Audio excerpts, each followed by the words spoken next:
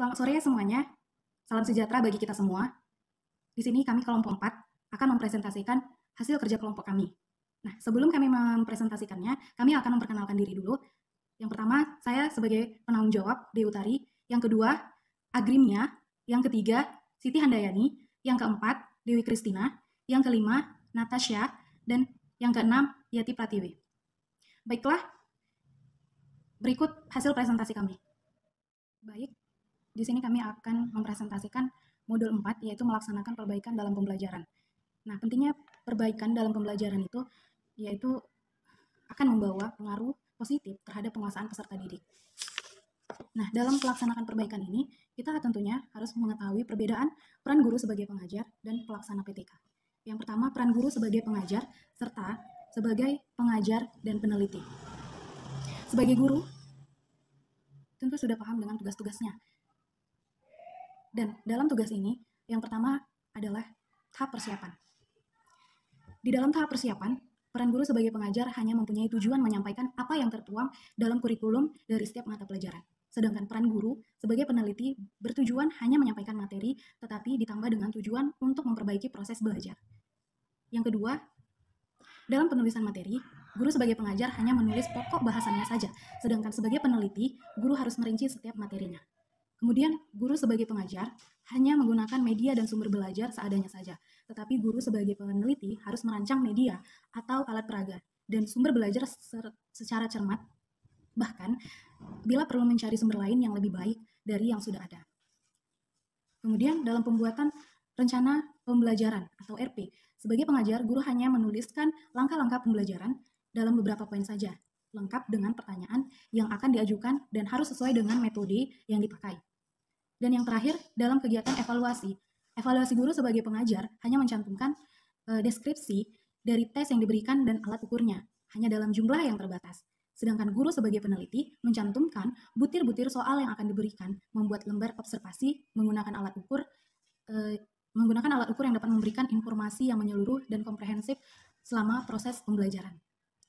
Mungkin sekian penjelasan dari saya tentang tahap persiapan yang akan dilanjutkan oleh teman saya. Baik, saya Agrimia akan menjelaskan bagaimana tahap pelaksanaan pembelajaran. Nah, tahap pembelajaran itu dimulai dengan adanya kegiatan awal, kegiatan inti, dan kegiatan penutup. Untuk kegiatan awal, di mana seorang guru harus melakukan yang namanya apersepsi, yakni untuk menarik perhatian dan minat siswa untuk mengikuti pelajaran. Kegiatan awal yang dilakukan itu misalnya kita mengucapkan salam dan menanyakan bagaimana keadaan siswa di hari itu. Apakah mereka sudah mampu untuk menerima pembelajaran, kita dapat lihat dari kegiatan apersepsi yang kita lakukan. Contohnya, halo anak-anak, lihat apa yang aku bawa ini. Nah, kemudian itu akan merespon bagaimana siswa untuk berkonsentrasi. Kemudian berdasarkan jawaban-jawaban yang diberikan siswa, kita mampu untuk melihat bagaimana minat belajar siswa. Dan kemudian setelah kita memberikan beberapa pertanyaan, kita bisa untuk menunjukkan apa tujuan pembelajaran yang kita bawakan di hari itu. Kegiatan yang kedua adalah kegiatan inti. Dalam hal kegiatan inti ini, kita akan menjelaskan materi apa yang akan kita bawakan, kemudian bagaimana caranya, apakah kita melakukan praktek atau menjelaskan dengan menggunakan berbagai media. Kemudian kegiatan yang terakhir yakni kegiatan penutup. Dalam kegiatan penutup ini kita memeriksa pemahaman siswa. Apakah siswa sudah mampu menerima apa yang kita laksanakan pada hari itu dan melihat bagaimana pemahaman siswa terkait pemahaman materi yang kita berikan. Oke, setelah itu kita akan melakukan yang namanya evaluasi.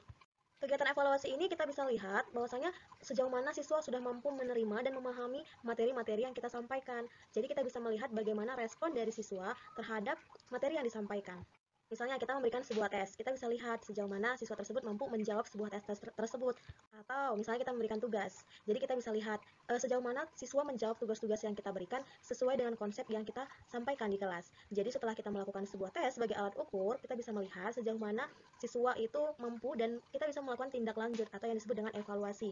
Kalau misalnya guru sudah mampu untuk menyampaikan materi-materi secara baik, biasanya hasil tesnya akan bagus gitu. Jadi kalau hasil tes siswa tersebut belum bagus, jadi kita bisa mengambil keputusan apakah pelajaran yang kita sampaikan tersebut harus diulang kembali atau tidak. Demikianlah tahap pelaksanaan pembelajaran yang harus dipahami seorang guru dalam pelaksanaan PTK. Saya Siti Handayani akan menjelaskan tentang tahap pasca pembelajaran dan membangun kolaborasi. Tahap pasca pembelajaran. Ada beberapa kegiatan yang harus dilakukan oleh guru pelaksana PTK. Segera setelah pelajaran selesai. Yang A. Menghimpun atau merangkum catatan yang dibuat selama pembelajaran. B. Berdialog dengan siswa. C. Berdiskusi dengan teman sejawat untuk membahas data yang dikumpulkan. D. Melakukan refleksi. E. Merangkum hasil perbaikan pembelajaran yang mencakup apa yang sudah tercapai dan apa yang belum tercapai. F. Merangkum penyebab belum tercapainya perbaikan yang dirangkum pada butir E. B. Membangun kolaborasi. Kolaborasi atau kerjasama sangat penting dalam PTK. Kolaborasi dapat dibangun melalui berbagai cara, seperti kerjasama sekolah dengan LPTK, membangun kelompok kerja seperti musyawarah guru mata pelajaran atau MGMP, serta kelompok kerja guru atau KKG. Melaksanakan perbaikan pembelajaran. Dalam kegiatan ini disajikan dalam bentuk ilustrasi dari pelaksanaan pembelajaran per daur, serta bagaimana cara melakukan refleksi terhadap perbaikan pembelajaran yang sudah dilakukan oleh guru pada pembelajaran sebelumnya. Yang pertama yaitu melaksanakan perbaikan pembelajaran daur 1. Yang harus dilakukan adalah pertama persiapan, di mana dalam persiapan guru melakukan pemeriksaan terhadap alat-alat yang digunakan dalam sebagai alat peraga dan bagian-bagian yang mendukung yang akan digunakan sebelum memulai kegiatan perbaikan pembelajaran. Kedua, melaksanakan tindakan perbaikan 1. Sebelum masuk dalam materi inti pembahasan, maka mulailah melakukan tindakan dengan menggunakan ilustrasi. Selanjutnya, membimbing siswa-siswi untuk memahami inti serta tujuan dari pelajaran yang akan diberikan oleh guru di dalam kelas. Kemudian yang ketiga, melakukan refleksi. Ada beberapa hal yang harus diperhatikan untuk melakukan refleksi dalam tindakan perbaikan. Yang pertama adalah memeriksa hasil pekerjaan anak-anak dan merangkumnya. Kedua, memeriksa dan melihat catatan dari siswa-siswi. Yang ketiga, memanggil beberapa orang siswa untuk mengkonfirmasi kegiatan pembelajaran yang sudah dilaksanakan. 4, mengumpulkan data dari rekan yang turut mendampingi ketika kita melaksanakan perbaikan pembelajaran. Yang kelima, melakukan penelaahan dan membuat kesimpulan dari hasil tindakan pembelajaran. Yang keenam, melakukan refleksi kembali dengan membuat beberapa pertanyaan terhadap diri sendiri. Dan yang terakhir, 7, memutuskan untuk melakukan kembali rencana perbaikan daur ulang. Selanjutnya di sini saya akan menjelaskan mengenai bagian B, yaitu melaksanakan perbaikan daur 2. Dalam melaksanakan perbaikan daur 2, hal yang pertama sekali kita lakukan yaitu tetap melakukan persiapan, membuat rencana perbaikan pembelajaran daur 2 dengan mengakomodasikan masukan rencana perbaikan daur 1.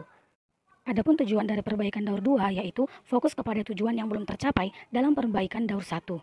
Terdapat beberapa langkah-langkah dalam melakukan persiapan perbaikan daur 2. Yang pertama yaitu memeriksa kualitas pertanyaan yang akan digunakan. Apakah pertanyaan yang akan kita gunakan itu benar-benar akurat dilaksanakan dalam PTK. Yang kedua, memeriksa alat peraga yang akan digunakan. Yang ketiga, menyiapkan alat pengumpul data.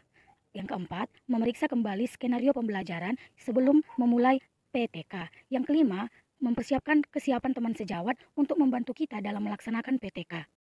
Tindakan perbaikan daur 2. Nah, dalam melaksanakan perbaikan daur 2, guru pelaksana PTK tetap mengajar sesuai dengan persiapan yang telah dirancang dan mengumpulkan data dibantu oleh teman sejawat.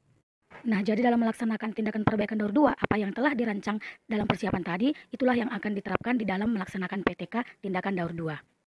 Baik Ibu, saya akan menerangkan yang nomor 3 yaitu refleksi daur 2. Tindakan perbaikan dilakukan secara kerja kelompok dengan hasil ulangan siswa menunjukkan peningkatan. Nah, di sini kita bisa lihat sebagai guru, apabila siswa kita ada yang nilainya rendah, kita bisa membuat yaitu kerja kelompok. Yang tadinya nilainya rendah, siswanya kita bisa menggabungkan dengan murid yang mendapatkan nilai yang bagus. Dengan cara berdiskusi, mungkin siswa yang tadi nilai rendah bisa dibantu dengan nilai yang tinggi.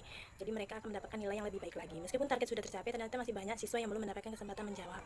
Kemudian sebagai guru kita bisa mencoba mengingat kembali dan mengajukan pertanyaan kepada diri sendiri.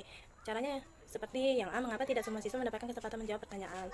Mungkin ada siswa yang merasa takut untuk bisa menjawab, apakah dia bisa menjawab atau tidak. Kemudian yang B, mengapa kerja kelompok berjalan mulus? Dengan adanya kerja kelompok, yang tadinya siswa mendapatkan nilai rendah, dengan adanya diskusi bisa dibantu dengan teman yang nilainya tinggi. Kemudian yang C, mengapa hasil ulangan anak-anak sangat bagus dan hanya 2 orang yang tidak mendapatkan nilai maksimal. Kita kadang bingung kenapa ya anak-anak kita ada nilainya lebih tinggi dan ada juga nilainya yang masih rendah. Dengan begitu kita bisa membandingkan mungkin nilai yang rendah tadi tidak maksimal dalam mengikuti pelajaran. Kemudian yang D, bagaimana dengan 2 orang siswa yang belum mencapai nilai maksimal. Dari hasil refleksi dapat disimpulkan bahwa tindakan perbaikan yang dilakukan sudah berhasil karena sebagian siswa sudah banyak mendapatkan nilai yang sangat bagus. Kemudian ulasannya, tindakan perbaikan dalam daur 2 kita dapat menentukan butir-butir berikut ini.